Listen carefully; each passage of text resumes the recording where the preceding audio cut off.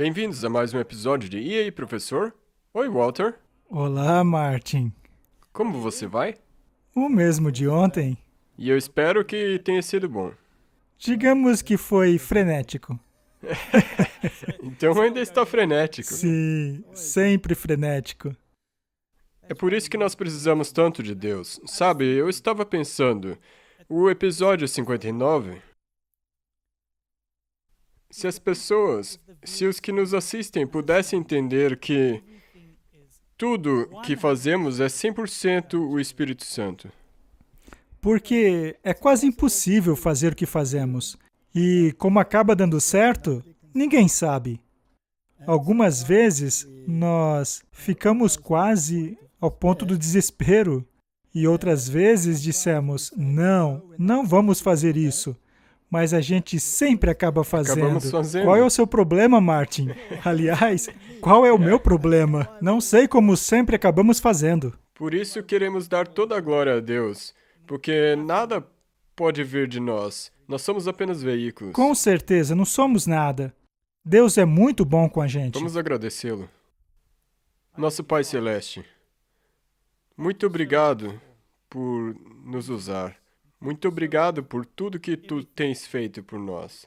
Nós pedimos mais uma vez, por favor, nos ajude durante essa conversa importante. Ilumine nossas mentes, nos abençoe e abençoe aqueles que nos assistem. Em nome de Jesus, amém.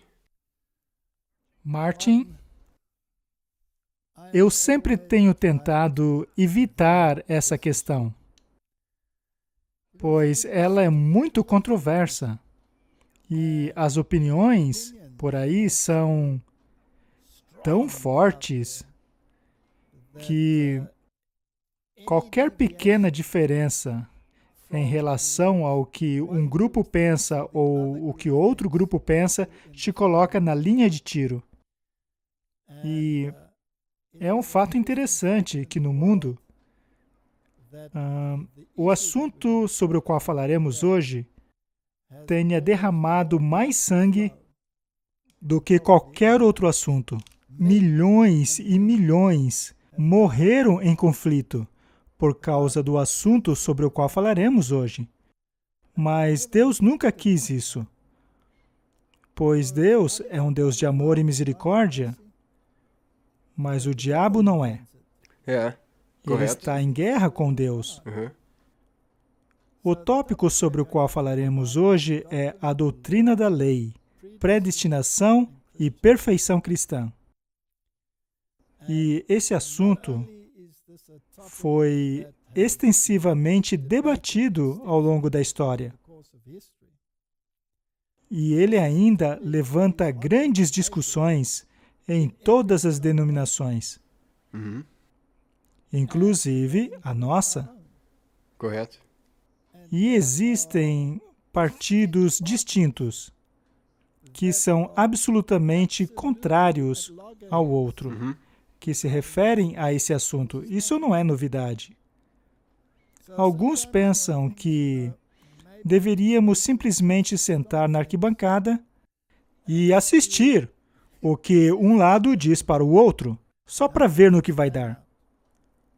Mas, finalmente, se chega a um ponto em que não se pode mais fazer isso, porque a gente fala uma palavrinha e pronto, se torna público e muitos passam a distorcer. Se ficarmos do lado da graça, somente a graça, então começam a dizer que você pertence àqueles que não dão mais a mínima para o que a lei diz. Sim. Mas se eu defendo a lei, então vão dizer que eu sou um legalista. Eles nunca ficarão satisfeitos. Portanto, logo de início, vamos pedir, ou melhor, solicitar, que nos deem um pouco de espaço. Sabemos que nem todos vão enxergar dessa mesma maneira, que nem todos ficarão felizes em ceder em relação ao seu ponto de vista. Aliás, a palavra ceder não é boa. Vamos dizer, permitir que o próximo tenha a opinião dele. esse assunto é tão polarizado que muitos não acabam aceitando que possa haver um meio termo. E eu gostaria de apelar a todos para que nos dessem espaço. E caso alguém entenda de forma diferente, que procure considerar os pontos em comum. Veja, não se trata de uma discussão ecumênica na qual se ignora a verdade. A verdade nunca deve ser ignorada. Mas havia diferenças de opinião mesmo entre os apóstolos. Portanto, haverá diferenças de opinião mesmo no fim dos tempos. Mas precisamos aprender a tolerar a opinião dos outros. Mas é claro, caso ela não seja contrária à clara e explícita palavra de Deus. Falemos então sobre a doutrina da lei, predestinação e perfeição cristã. E vamos fazê-lo de maneira bastante espiritual. Sim. Na Bíblia diz que nós temos que ser de uma só mente. Correto? Mas isso não quer dizer que todo mundo tem que ser exatamente igual. Não significa que devemos ver exatamente da mesma maneira. Na verdade, houve grandes debates na igreja primitiva. Resultaram em até mesmo separações. Mas precisamos estar de comum acordo e com a mesma missão. E, é claro, não devemos entrar em guerra uns contra os outros. Afinal, a nossa comissão é propagar o Evangelho e não fazer o nosso próximo em pedaços. Vamos dar uma olhada nessa importante citação. E, ao mesmo tempo, pedir um pouco de paciência para as pessoas, Sim. assim como uma profunda reflexão. E se a minha visão, ou a nossa visão, não for exatamente igual à sua, então que possamos dar espaço um ao outro, uma vez que ninguém aqui está querendo desenvolver uma doutrina oposta. Mas estamos apenas tentando compreender essa questão da raiz para cima. E para tal, precisamos do Espírito Santo, porque sabemos que há uma guerra em andamento por causa desse assunto. 1 João 3,4 diz: todo aquele que pratica o pecado transgride a lei. De fato, o pecado é a transgressão da lei. Essa é a base da doutrina do pecado. E também lemos aqui no livro Fé e Obras, nós queremos entender o que é o pecado e o que seria ele? Ele é a transgressão da lei do Senhor Deus. Essa é a única definição dada nas Escrituras. Paremos um pouco aqui. Existem muitas aparentes definições para o pecado na Bíblia. Se você não acredita em Cristo, isso é um pecado. Do pecado, porque não acreditaram em mim, correto? Correto. Mas, ao cavarmos fundo no assunto, sempre acabaremos na questão da lei de Deus. Correto. Portanto, a única definição real nas Escrituras para pecado é a transgressão da lei de Deus. Como conversamos no último episódio, alguns dizem que pecado é a separação de Deus, mas lemos de maneira bem clara lá no livro de Isaías, não, o seu pecado o separou de Deus. Portanto, pecado é a transgressão da lei. Portanto, vemos que aqueles que professam serem guiados por Deus e ao mesmo tempo se afastam dele e de sua lei, não examinam as Escrituras. Mas o Senhor conduzirá o seu povo, pois ele diz que as suas ovelhas o seguirão ao ouvirem a sua voz, e eles não seguirão um estranho qualquer. Então, cabe a nós compreender as Escrituras profundamente, e então não precisaremos nos perguntar se os outros têm a verdade, uma vez que isso será visto em seu caráter. Portanto, essa verdade deverá ser manifestada em atitudes, deve se tornar aparente no caráter. Correto, você tem de vivê-la. Exato. Ok, então essa é a base, e é uma base bíblica. Essa é a definição. Na versão King James da Bíblia, nós encontramos 3 vezes a palavra não peques mais. E a primeira é encontrada em Jeremias 31, verso 34. E aqui ele se refere ao pecado como um substantivo. Isso é algo que Deus fará a respeito dessa questão chamada pecado, que é a transgressão da lei. Muito Sim. bem. Ninguém mais ensinará o seu próximo e nem ao seu irmão dizendo, conheça o Senhor, porque todos eles me conhecerão, desde o menor até o maior, diz o Senhor, porque eu lhes perdoarei a maldade e não me lembrarei mais dos seus pecados. Deus, portanto, removerá o entrave do pecado, sob certas condições. Correto. E ele fará isso. E é Ele quem vai fazê-lo. É a obra dele. E essa é a base do plano da salvação. Agora, essa frase, não peques mais, também é encontrada no Novo Testamento. Não como um substantivo, mas como um verbo, como algo que deve ser Sim. feito. Muito bem, Jesus aqui curou este indivíduo. E depois Jesus o encontrou no templo e lhe disse, eis que você já está são, não peques mais, para que não te suceda coisa ainda pior. Esta é uma instrução. E a instrução para este indivíduo que estava fisicamente curado foi, não peques mais. Em João 8, versos 11, temos a mulher que foi pega em adultério, em que os acusadores se retiraram após Jesus escrever na areia.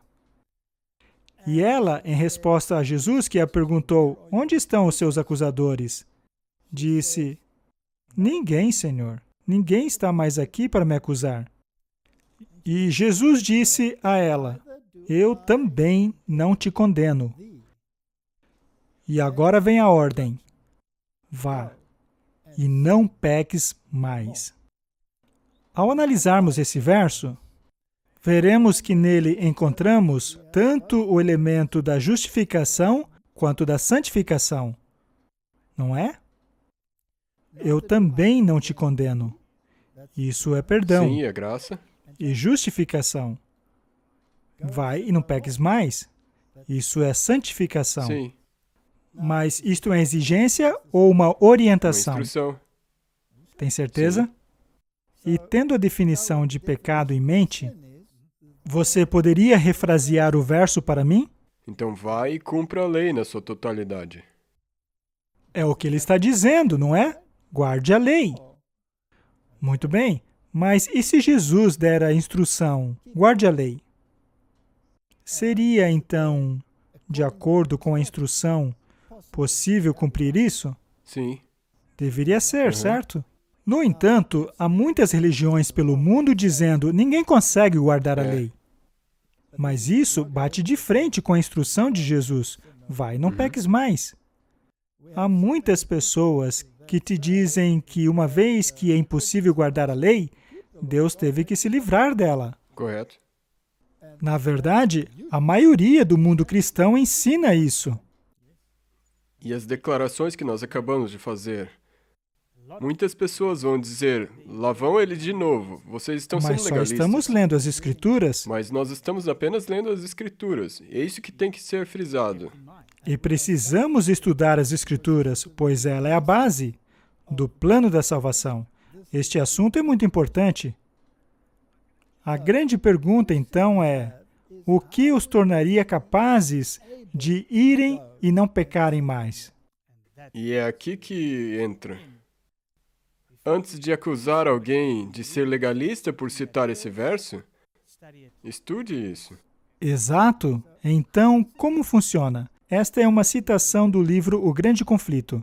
Satanás tentou Cristo com as suas mais fortes e sutis tentações, mas foi repelido em todos os conflitos. Aquelas batalhas foram travadas em nosso favor.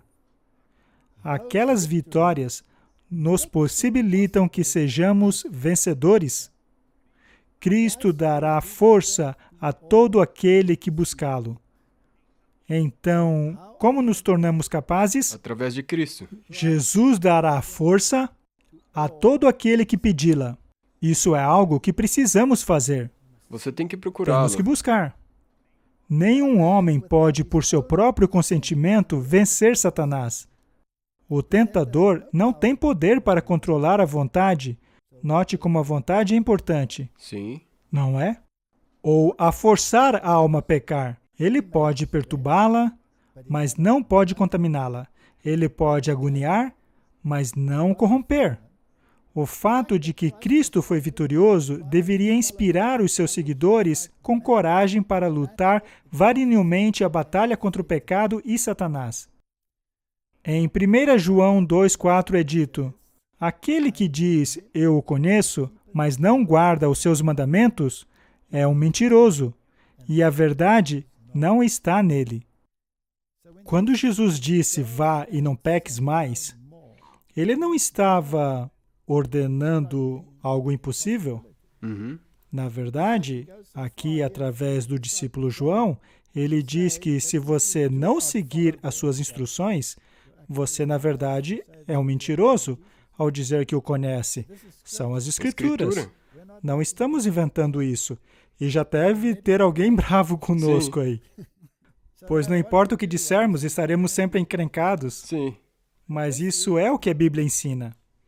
A Bíblia é muito clara em relação ao que é o pecado. Jesus é muito claro quando diz que devemos romper com o pecado.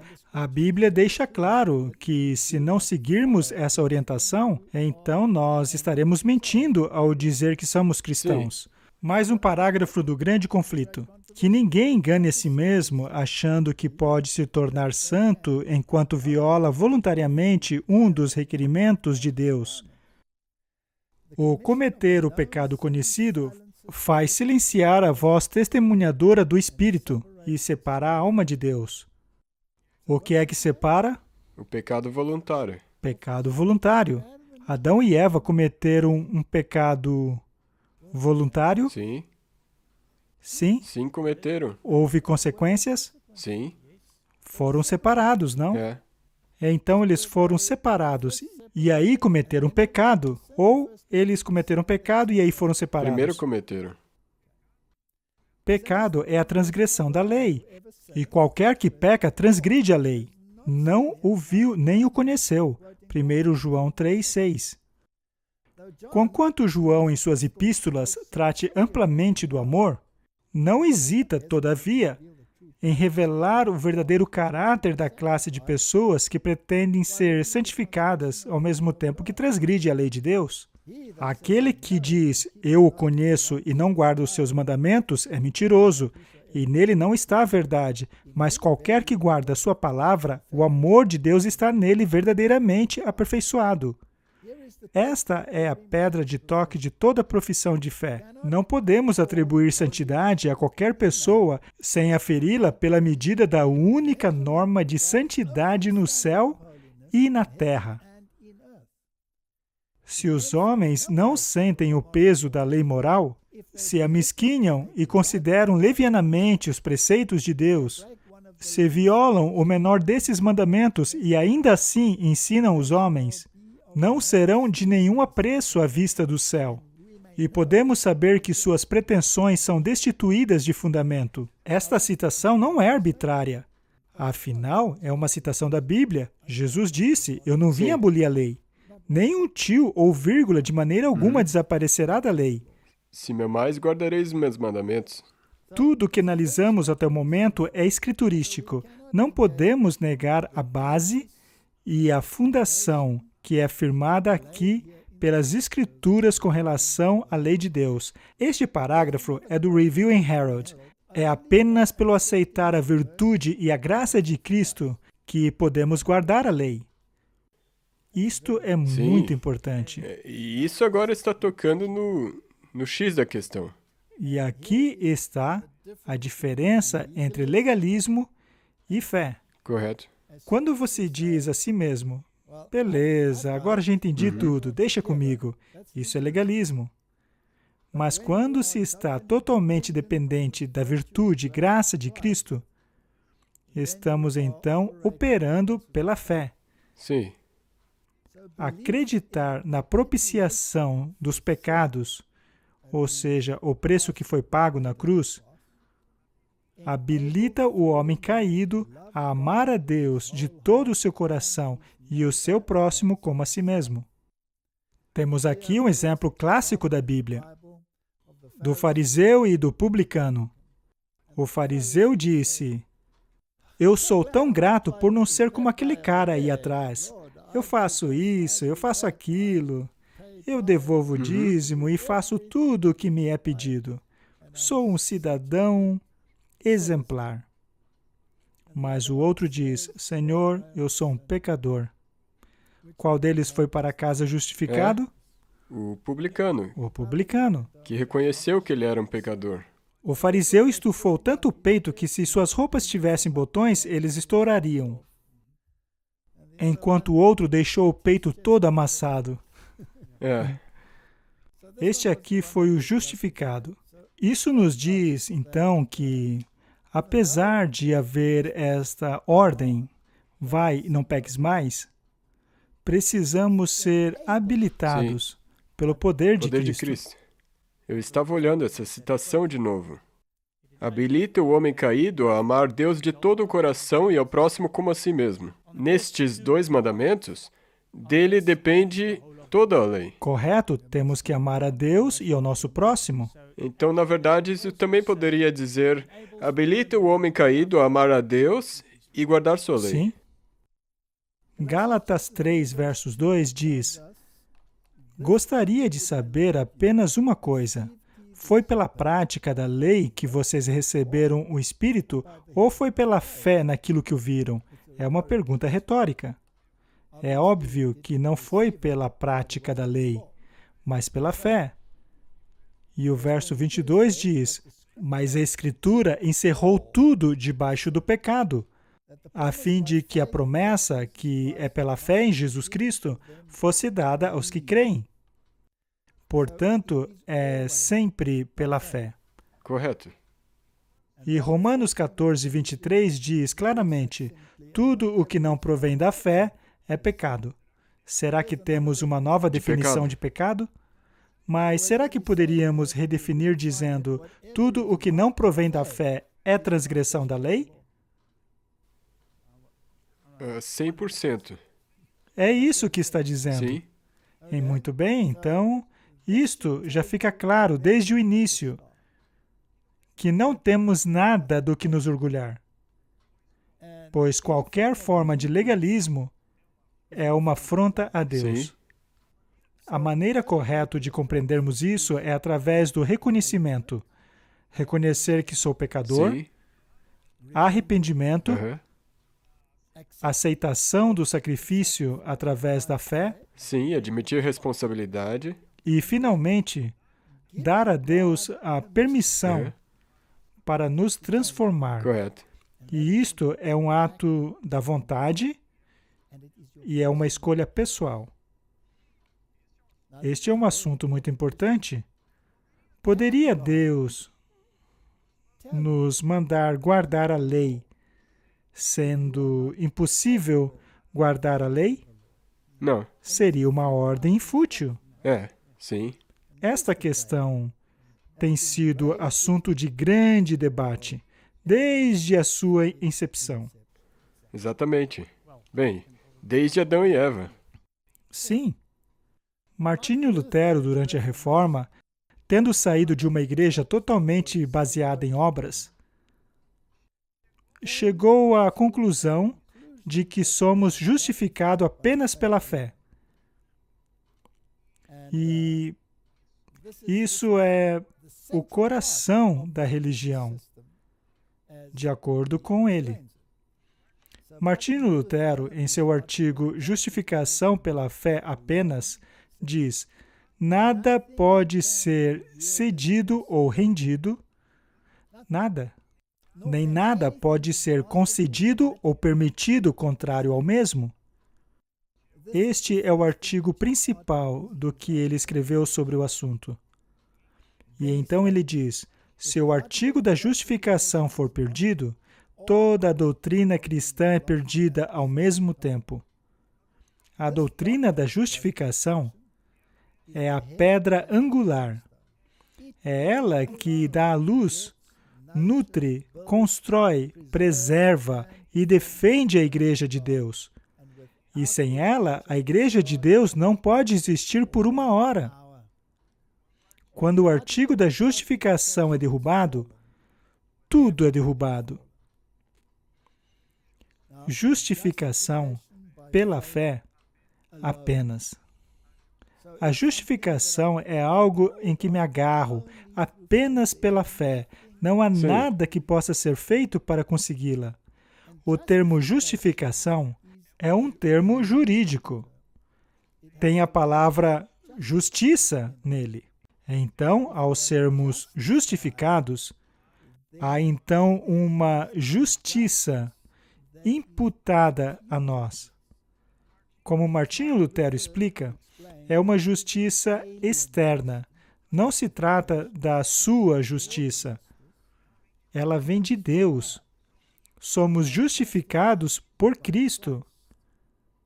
Ela não é sua, mas vem sempre dele. Sim. É ele que a imputa em você, que é obtida através da fé. É um conceito jurídico. Não é algo que se possa trabalhar para criar. Não. Ou ela existe, ou ela não existe. Mas o outro lado da moeda está lá na Epístola de Tiago. E Martinho Lutero, após descobrir a doutrina da justificação pela fé, estava tão aliviado daquele fardo que saiu de seus ombros. Porque a igreja dele ensinava justificação pelas obras. Sim, Lutero chegou até a se chicotear. Prostrava-se por horas a fim de se libertar do fardo da culpa. E quando ele percebeu que nunca conseguiria, ele descobriu a justiça de Jesus Cristo e que aquela justiça poderia ser imputada a ele, como se fosse a sua própria. Ele estava tão aliviado que quando leu Tiago começou a suar. Uma vez que Tiago, no capítulo 2, versos 17, diz: assim também a fé, se não tiver obras, é morta em si mesmo. Mas, ó homem vão, queres tu saber que a fé sem obras é morta? Versos 26. Assim como o corpo sem espírito está morto, também a fé sem obras está morta. O que Tiago está dizendo é, tudo começa pela fé. Mas a fé gera uma consequência. Sim. E essa consequência são as obras. E aconteceu que Martinho Lutero teve dificuldade com isso, pois ele estava tão empolgado com a justificação pela fé que chamou Tiago de a epístola de palha. Mas ainda assim, ele a incluiu em sua tradução da Bíblia, apesar de resmungar sobre ela. E temos este parágrafo interessante aqui, escrito pelo biógrafo de Lutero. O grande biógrafo de Lutero, Roland Baton, destacou: certa vez Lutero comentou que ele daria sua boina de doutor a qualquer um que conseguisse reconciliar Tiago com Paulo. Pois Paulo diz que somos justificados pela fé e não pelas obras. Sim. Ainda assim, ele não ousou remover Tiago do cânon das Escrituras. Em uma ocasião, ele mesmo reclamou sua boina ao fazer essa reconciliação. Escreveu ele: a fé é uma coisa viva. Ela não pode ser inoperante. Não somos salvos pelas obras. Mas se não há obras, então há algo de errado com a fé. Isso não é lindo? Isso é belo. Muito bem. Portanto, ele reconciliou as duas coisas. Mas, ainda assim, ainda havia algumas coisas faltando em seu entendimento em relação à fé e obras. Entenda que a Igreja Católica fez parecer que a Igreja Romana era pelas obras e os protestantes eram pela justificação, pela fé. Mas sabe, vamos nos juntar, tudo vai ficar bem, não tem problema. Mas isso não é verdade. Eu posso escrever muitas palestras sobre isso, pois a Igreja Católica não acredita na expiação. Correto, eles não acreditam que Jesus morreu por você. Eles não creem que Jesus morreu por você. Eles dizem que ele morreu e deixou um exemplo, mas ele não morreu por você. A nossa fé, porém, deve estar no sangue, na expiação. Correto? Este é um assunto muito complexo e ainda hoje o mundo debate bastante sobre isso. João Calvino cria na predestinação, ou seja, Deus é o autor de todas as coisas e que, portanto, Deus predetermina tudo. Absolutamente tudo é a vontade de Deus. Deus, portanto, predeterminou que haveria uma queda. Sim, e que ele predeterminou quem seria salvo E e quem se se perderia. perderia. Dentro do calvinismo, há várias graduações. Alguns vão dizer que Deus criou Adão e Eva para cair. Outros já não irão tão longe assim. Mas a ideia geral é que Deus é soberano. Você é o que você é, você está perdido, mas Deus pode predestiná-lo à salvação. E não há nada que você possa fazer. Nada. Então você não tem o livre-arbítrio. Não existe o livre-arbítrio. Não existe. Agora, eu quero esclarecer que é isso que os calvinistas dizem. Isso é o que Calvino dizia. Aqui temos um desenho interessante, no qual temos Martinho Lutero, Calvino, e ambos estavam puxando as orelhas do Papa. Eles tinham um inimigo em comum. Sim. Ambos concordavam que ele era o anticristo. Uhum. Mas note como Lutero está puxando as barbas de Calvino. Ele não concorda com Calvino. Essa questão sempre existiu. E eles debatiam isso naquela época. Porém, eles se baseiam nas Escrituras. E isto nos diz que devemos examinar muito bem as Escrituras. Senão, podemos adotar uma posição e o outro adota outra posição e nunca estaremos de acordo. E existe um caminho no meio onde os dois se reconciliam, mas todo mundo está nos caminhos laterais. Exato. Martinho Lutero não se reconciliou com o livro de Tiago? Sim. Sim, com certeza. Mas ele ainda tinha esse conceito de que a humanidade não poderia fazer nada, uma vez que estava totalmente depravada. Mas, ao analisarmos a história, para vermos como isso começou, devemos voltar à igreja primitiva. Este é um livro recomendado por muitas universidades. É a História da Teologia Cristã, 20 séculos de tradição e reforma. Foi escrito por Roger E. Olson. Na História da Teologia Cristã, 20 séculos de tradição e reforma, escrita por Roger Olson, lemos coisas interessantes como o fato de que Agostinho e Tomás de Aquino, que foram os pais da Igreja Católica Romana, eram mergulhados em filosofia grega, no tocante à doutrina de Deus, e que a influência deles teve longo alcance no cristianismo como um todo. A doutrina da predestinação, adotada por Calvino, foi largamente influenciada pela filosofia de Agostinho. Paremos aí. Lutero era um monge agostinho. Uhum. Ele também era imerso na doutrina de Agostinho.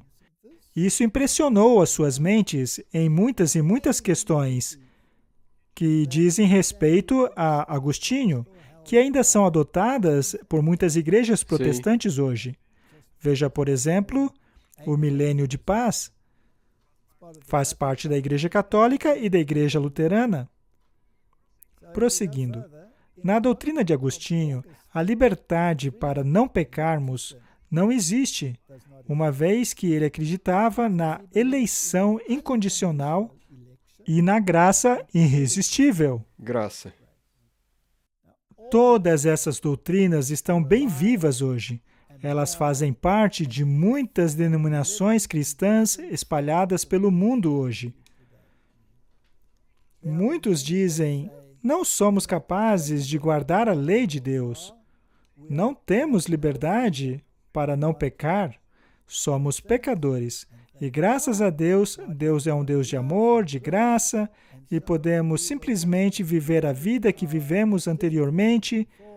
Deus vai cuidar de tudo. Não há muitos assim? Sim, Já encontrou algum deles, Martin? sim. Deus conhece meu coração, então não me julgue. Muito bem. Ele também cria na eleição incondicional. Isso é o mesmo que dizer que você não tem uma escolha. Se Deus te escolheu, então você não pode não ir para o céu. Este é o calvinismo. É uma grande igreja. E dentro das denominações, há diferentes grupos dentro de algumas denominações que acreditam em um lado ou no outro lado. Há uma mistura de ambos. É uma coisa complexa. Certa vez fiz uma palestra chamada Conflito e Triunfo. Se as pessoas querem mais informações, elas podem assistir a essa série. Correto. E aqui, por último, temos a graça irresistível. Estas três aqui causam grande consternação no mundo hoje e tem sido progressiva. Mas de onde foi que Agostinho e Tomás de Aquino chegaram a estas doutrinas? Lemos no Grande Conflito. Esta harmonização entre o paganismo e o cristianismo resultou no desenvolvimento do homem do pecado, predito na profecia como o opositor que se exalta acima de Deus. Esse sistema gigantesco de falsa religião é a obra-prima do poder de Satanás. Um monumento de seus esforços para assentar ele mesmo no trono, para reinar sobre a terra conforme a sua vontade.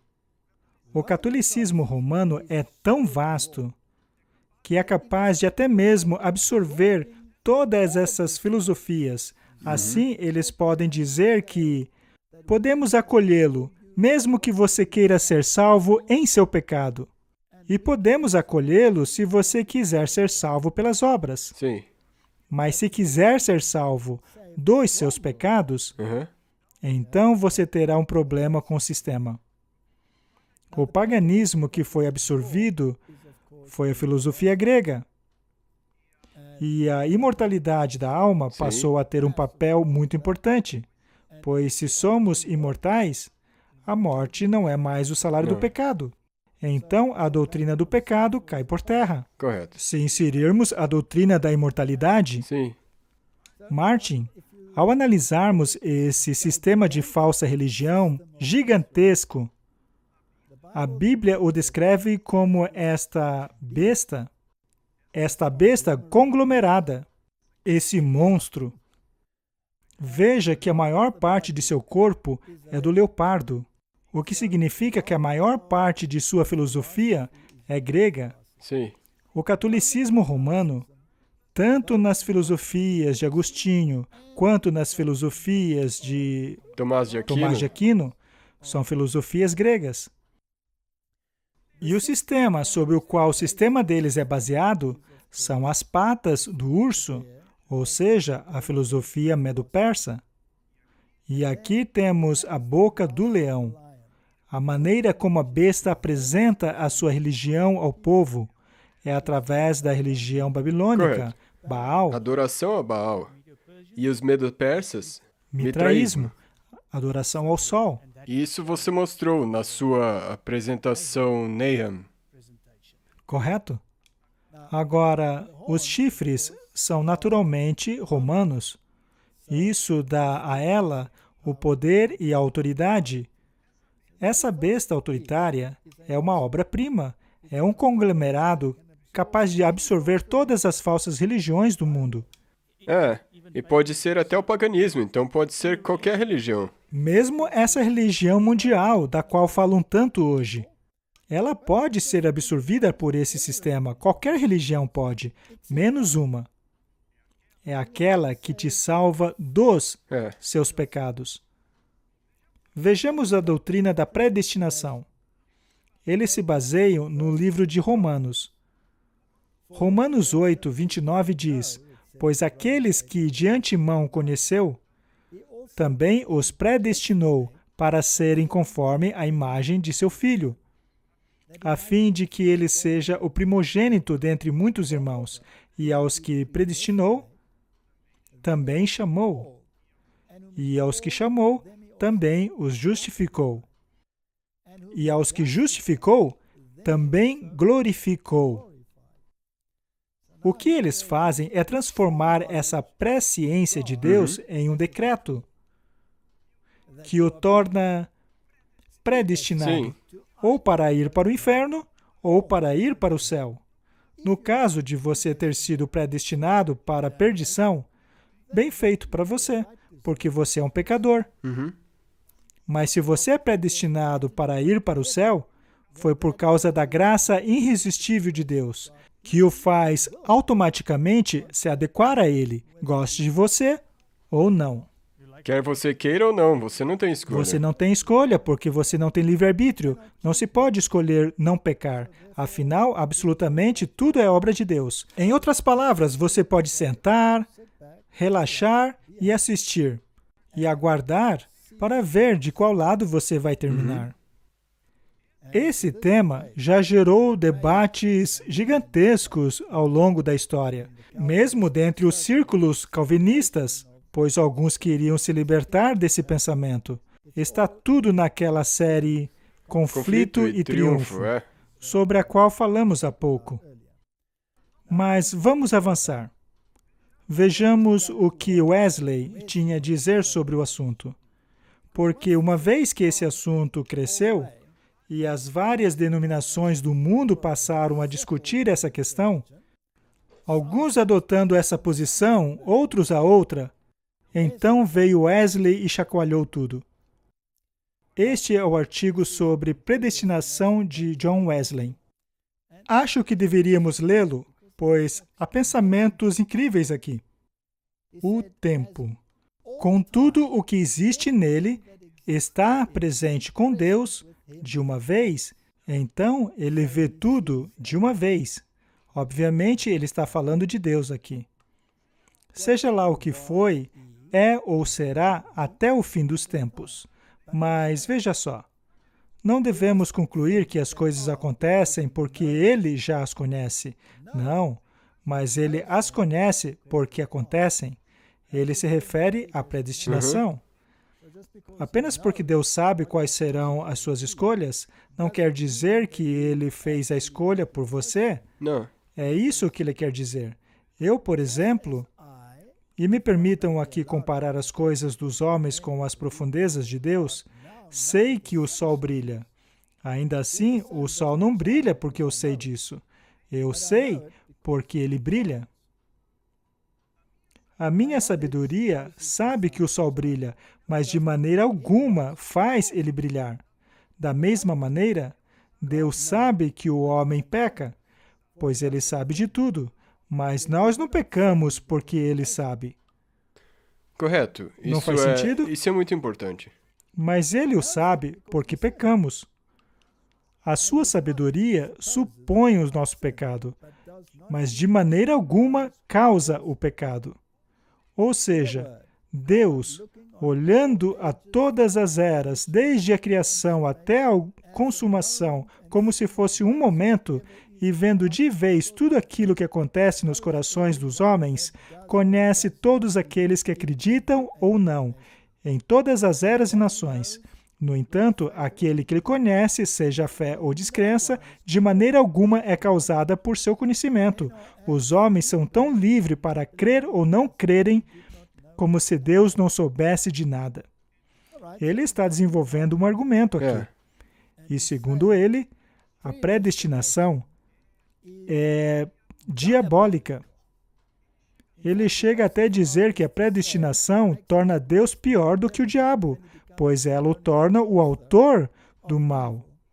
E ele vai condená-lo ao sofrimento eterno, sem lhe dar a chance de escolha. Não é? Então ele, na verdade, te criou para morrer. Ele o criou para morrer e para sofrer para sempre, ou criou para desfrutar da bênção eterna. Isso tudo baseado na escolha dele, não na sua. Jesus, porém, disse, eu também não te condeno. Vá e não peques mais. Eis aqui a sua escolha. No livro de Ezequiel, é dito que se o homem mau abandonar os seus maus caminhos, ele então será lembrado. Ele será declarado justo. E também diz que se o justo abandonar a sua justiça, nenhuma de sua justiça anterior será lembrada, e ele morrerá. Portanto, Josué disse, escolham hoje a quem servirão. E então, há tantos versos dizendo o oposto. Wesley continua, é certo que, se o homem não fosse livre, ele não poderia ser responsabilizado por seus pensamentos, palavras e ações. Se ele não fosse livre, ele não seria capaz de ser recompensado ou punido.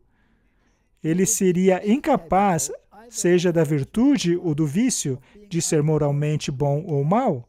Se ele não tivesse mais liberdade do que o sol, a lua ou as estrelas, ele não seria mais responsável do que elas. No caso de os homens não terem mais liberdade que as pedras, estas então poderiam ser recompensadas, ou mesmo dignas de punição, como o homem. Um seria tão responsável quanto o outro, e seria tão absurdo atribuir virtude ou vício ao homem, como seria absurdo atribuir virtude ou vício a uma árvore. Você concorda, Martin? Sim. Não é lógico? Então, se você não tiver escolha nenhuma, e a mesa não tem escolha nenhuma, então vocês estão no mesmo barco. É isso mesmo. Dessa forma, nós concordamos com o pensamento de Wesley. Aliás, os adventistas do sétimo dia, no tocante a essa doutrina, pensam dessa maneira, assim como os metodistas. Continuando, porque os que dantes conheceu, também os predestinou para serem conforme a imagem de seu Filho. Ele citou Romanos aqui. Este é o segundo passo, e eu falo como homem aqui. Na verdade, em Deus não existe antes ou depois. Em outras palavras, o que Deus decreta é que, de eternidade a eternidade, todos aqueles que acreditem no Filho de seu amor sejam conforme a sua imagem. Sejam salvos de todo pecado interno e externo, para uma santidade interna e externa. Portanto, é fato claro e inegável que todo aquele que acredite no nome do Filho de Deus receba o resultado de sua fé, isto é, a salvação de sua alma, e isso na virtude do imutável e irreversível e irresistível decreto de Deus, que é que aquele que creia seja salvo e aquele que não creia seja condenado. Vamos parar um pouco. Cabe aí a pergunta, devemos guardar a lei ou não? Mas, ao considerarmos a consequência lógica, devemos então concluir que, ao fazermos a escolha, devemos então nos harmonizar com a vontade de Deus? Vejamos então o que Wesley acreditava e o que cria a sua igreja. Vejamos. A crença dos metodistas em relação à lei. Nosso Senhor, de fato, apagou, removeu e pregou na cruz a escrita das ordenanças. É o que diz Colossenses 2,14. Mas a lei moral, que contém os 10 mandamentos e foi enfatizada pelos profetas, ele não removeu. Ou seja, eles acreditam que aquela lei mencionada em Colossenses, que foi pregada na cruz, é a lei cerimonial, e que de maneira alguma incluiu a lei moral, os 10 mandamentos.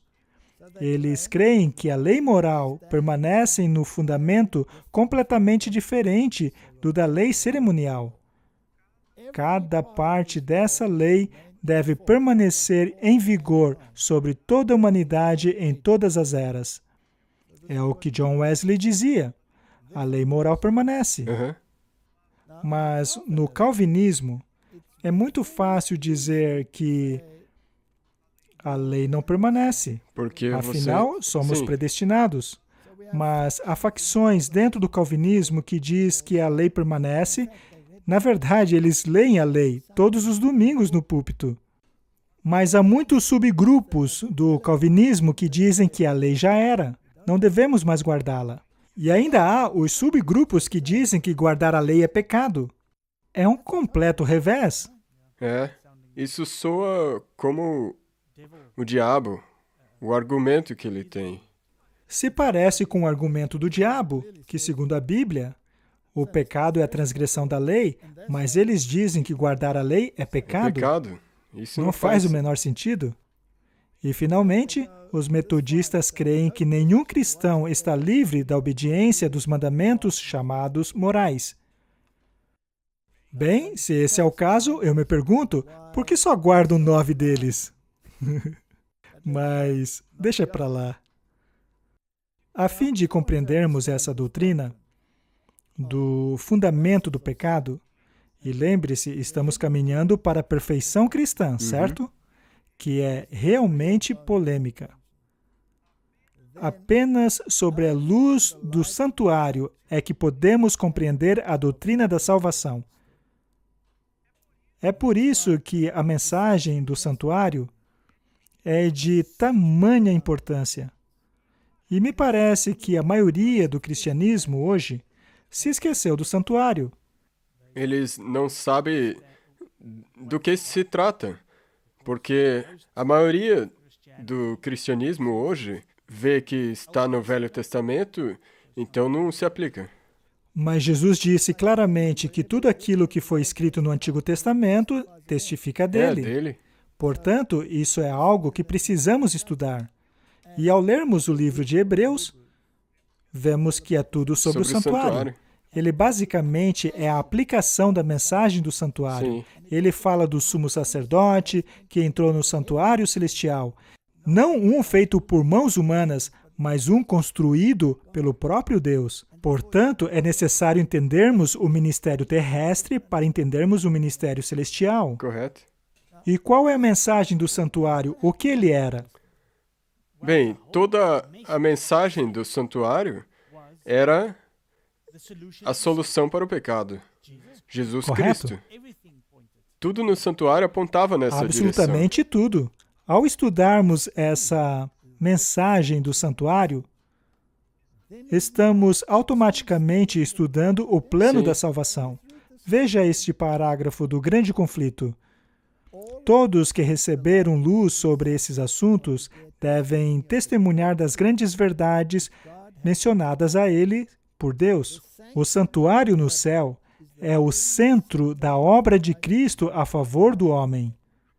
Ele tem a ver com cada alma vivente sobre a terra. Ele descortina o plano da redenção, nos leva ao final dos tempos e nos revela a questão triunfante da competição entre a justiça e o pecado. É de suprema importância que todos investiguem cuidadosamente esses assuntos, para serem aptos a darem uma resposta a cada um que pergunte a eles a razão de sua esperança. A mensagem do santuário é o plano da redenção. Ela tem que ver com ofertas pelo pecado. Quem se tornou a maior oferta pelo pecado por nós? Jesus Cristo. E as cerimônias envolviam o sacerdote. Quem é o nosso sumo sacerdote? Jesus. E de acordo com o livro de Hebreus, aonde entrou esse sumo sacerdote? No santo, e então no santíssimo. Correto. Ao analisarmos essa imagem do santuário que temos aqui, vemos muros de linho branco ao redor dele. E a Bíblia nos diz claramente que o linho branco representa a justiça de Cristo, não é? Que continha apenas uma porta. E Jesus diz que eu sou a porta. e havia uma série de pilares, mas não vamos falar sobre isso agora. Poderíamos fazer uma Não. grande palestra sobre isso, mas a primeira coisa com a qual nos deparamos é o altar de sacrifícios. Portanto, ao entrarmos por essa porta, que é Cristo, somos imediatamente circundados por este muro de linho branco, que é a justiça de Cristo. E isso é a justificação. Justificação, coberto pela sua Então, justiça. nós aceitamos Cristo, vamos a Ele, e a primeira coisa que vemos é o altar que representa a cruz, onde o cordeiro era imolado, que representa Jesus Cristo, e o seu sangue era colocado nos chifres do altar. E o sacerdote internalizava uma porção do sacrifício, após os pecados terem sido simbolicamente transferidos ao cordeiro, pela confissão. E o sumo sacerdote tomava simbolicamente o pecado sobre si, em favor do pecador. Não é incrível? Maravilhoso. E o próximo item era o lavatório. É. Pois, uma vez que se aceita o sacrifício expiatório de Cristo, quando se entende que somos salvos pelo seu sangue, vem então a purificação do renascimento. Passamos então pelo processo do batismo, se morre para o velho homem do pecado e ressuscitamos para uma nova vida em Cristo. E não é mais você quem vive, mas Cristo é que vive em você. O que quer dizer que os seus atributos caídos serão substituídos pelos atributos não caídos de Cristo. Não por causa de um grande esforço que você tenha feito, mas pela imputação dele. Que doutrina linda! Uhum. E então o sacerdote fazia uma oferta por si mesmo, porque ele era um ser humano, ele era um pecador também, mas Cristo não tinha pecado. Cristo levou a sua oferta, o seu sangue, para dentro do santuário, assim como o sacerdote terrestre levava o sangue para dentro, e o sangue era colocado nos chifres do altar, para que todos os pecados confessados fossem registrados ali. E neste primeiro compartimento havia um candelabro, o altar de incenso e a mesa com os 12 pães. O candelabro representa Cristo, a luz do mundo, e sua palavra, que é uma lâmpada para os nossos pés. Temos que internalizar isso. Ele era o mediador que fazia as nossas orações aceitáveis a Deus, reestabelecendo a nossa comunicação com Ele, representada na fumaça que subia. A sua justiça misturadas subindo com as orações dos santos, e o pão que representava o seu corpo. Este é o meu corpo dado a vocês. Internalizem-o. Internalizem o meu caráter. O pão da vida. Isso é santificação. Ou seja, pela luz da palavra, comunique-se comigo, vai e não peques mais, e aprenda o que significa internalizar o meu caráter, para que o mundo veja a diferença. É isso que acontecia. Então, o lugar santíssimo, onde havia a Arca da Aliança. E por que era chamado de Santíssimo? Porque a lei era a base de seu governo. E sobre ela, o assento da misericórdia, ou seja, o trono de Deus. Representa Cristo. Assento de misericórdia. Cristo o protege da condenação da lei. Ele a tomou sobre si. É maravilhoso. Não temos tempo de ver todos os detalhes, mas ali está o plano da salvação.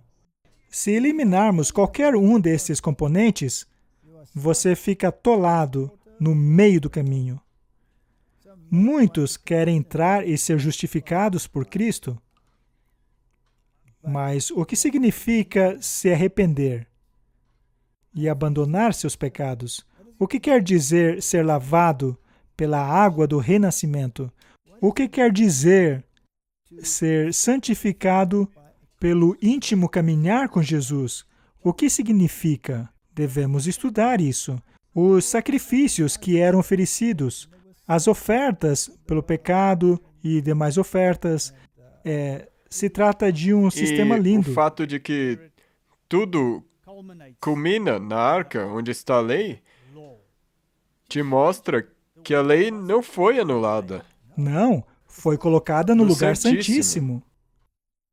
Hebreus capítulo 2, versos 3 diz: Como escaparemos nós se não atentarmos para uma tão grande salvação, a qual, começando a ser anunciada pelo Senhor, foi-nos depois confirmada pelos que a ouviram? O estudo do plano da salvação é importante ou não? Sim, Devemos muito estudá-lo. importante. É possível negligenciarmos essa salvação? Sim, Sim. é. É possível não compreendermos corretamente essa salvação? Sim, se eu não estiver querendo tirar o eu do caminho. Muito bem. Chegamos agora ao assunto bastante complicado. Sem mancha ou ruga. Efésios 5:25 diz: Maridos, amem cada um a sua mulher, assim como Cristo amou a igreja e se entregou por ela. Aqui ele usa um tipo, o relacionamento no casamento, e faz uma aplicação para a igreja, para santificá-la, tendo a purificado pelo lavar da água mediante a palavra. Não acabamos de ver isso Sim. no santuário? A luz, o candelabro.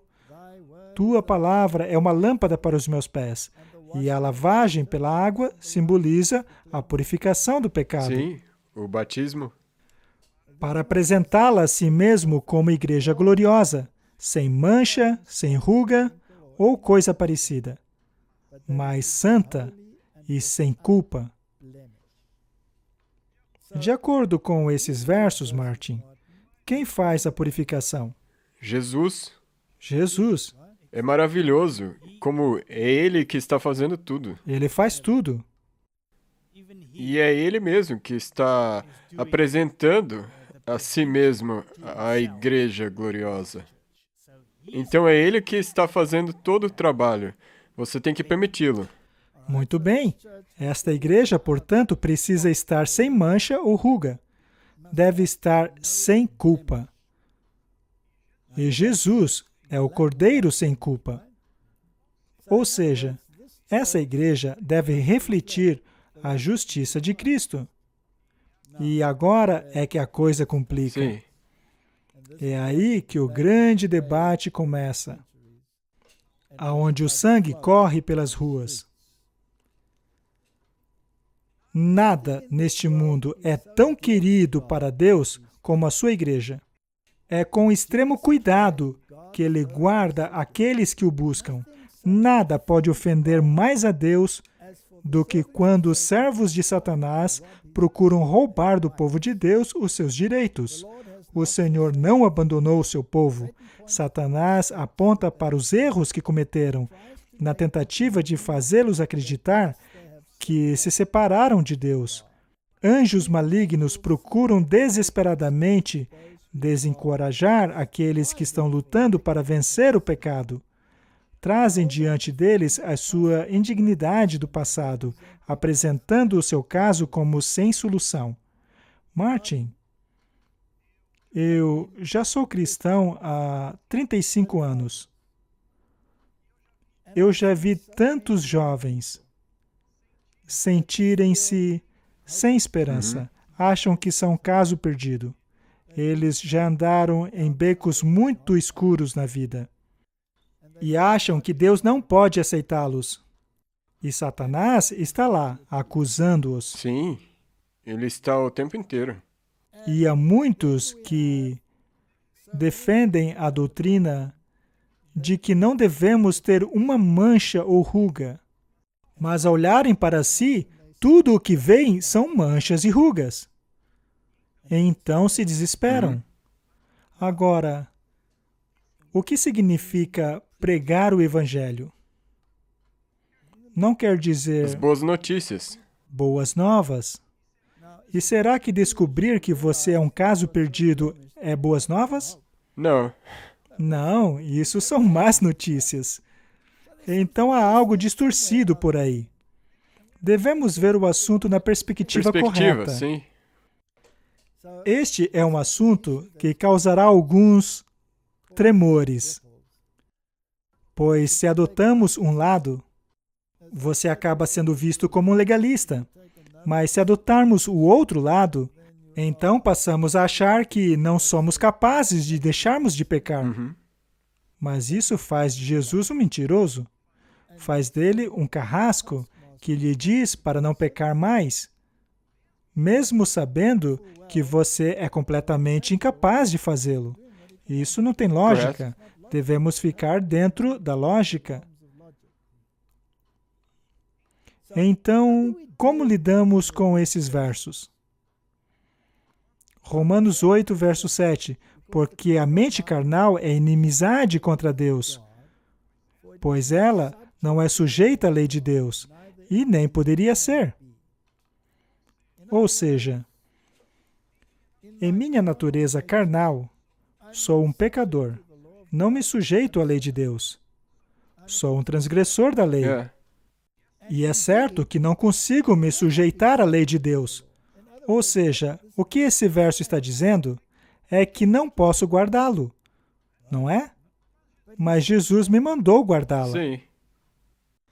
O que fazemos com Mateus 5,48? Portanto, sejam perfeitos, como perfeito é o vosso Pai que está nos céus. Agora temos mais essa. Temos que ser perfeitos. E se dissermos que não temos pecados, enganamos a nós mesmos, e a verdade não está em nós. Temos uma dicotomia aqui. A dicotomia é: temos que ser perfeitos, como o próprio Deus é perfeito. Ao mesmo tempo, se dissermos que não temos pecado, enganamos a nós mesmos.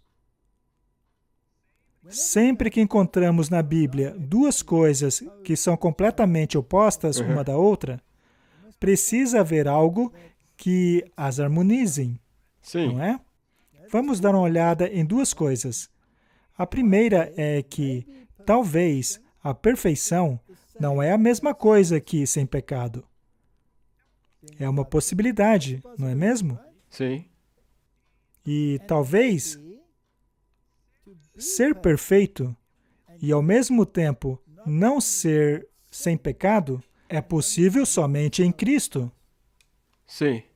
Portanto, se Cristo é perfeito, assim como o Pai Celestial, e se Cristo não tem pecado, se Ele imputar a você a sua justiça, e o Pai passar a ver a justiça dele ao invés da sua condição, Sim.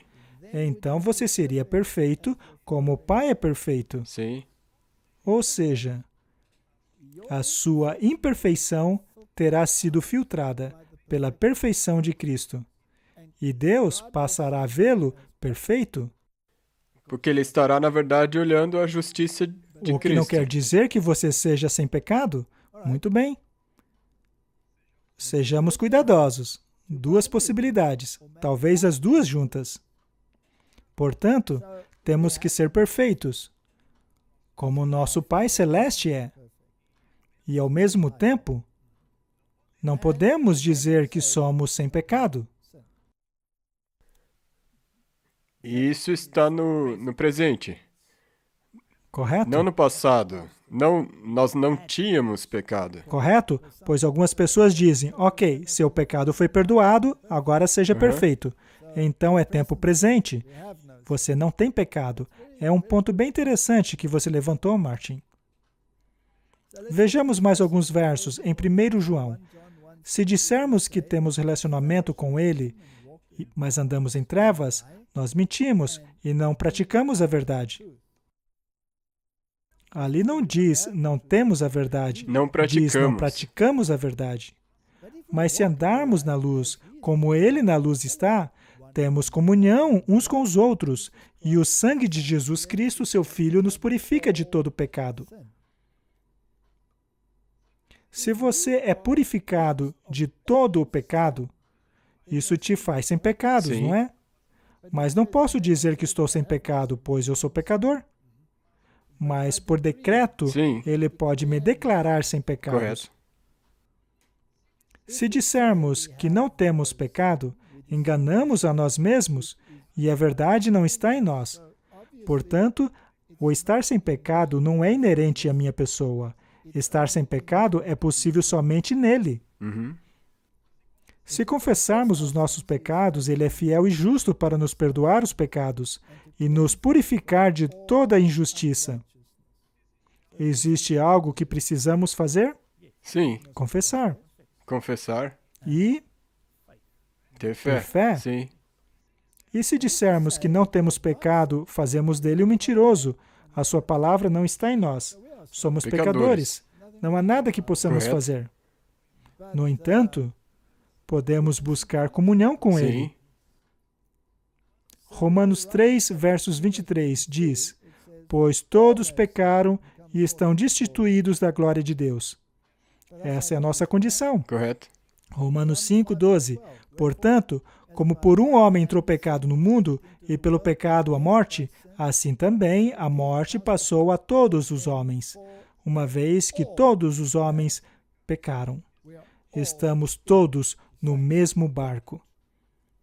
O que discutimos até aqui tem a ver com depravação moral. Uhum. A humanidade é capaz de fazer uma escolha ou ela não é capaz de escolher?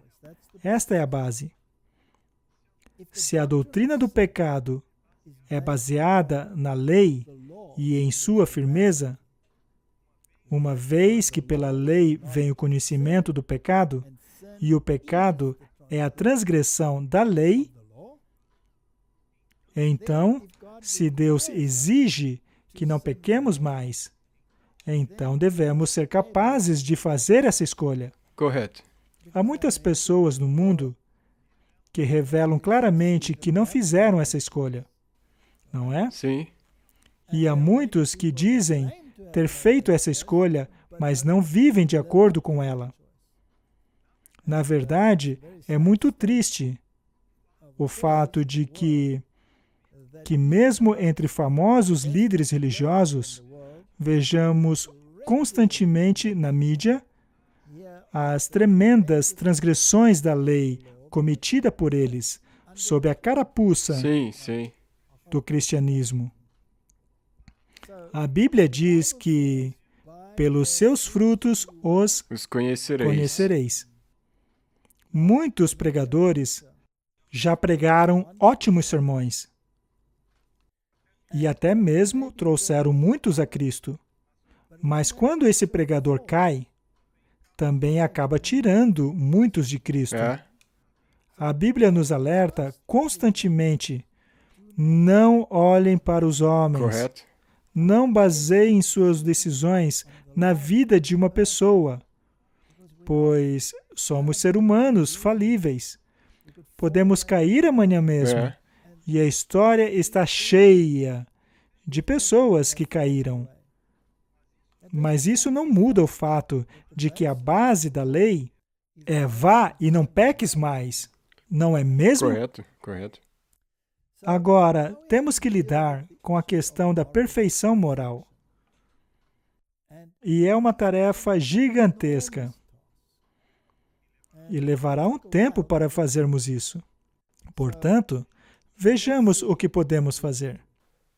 Então, talvez será melhor ter tempo suficiente para abordar de maneira profunda e justa no próximo episódio. Você sugere, então, que encerremos com uma oração? Por favor. Ok. Querido Pai, acabamos de dar apenas algumas pinceladas nesse assunto e ainda há muito mais a ser dito. Principalmente na questão da perfeição moral, assim como da última geração. Ajude-nos nessa tarefa, Senhor. Em nome de Jesus. Amém. Amém. Obrigado por assistir esse vídeo. Para se inscrever, clique aqui.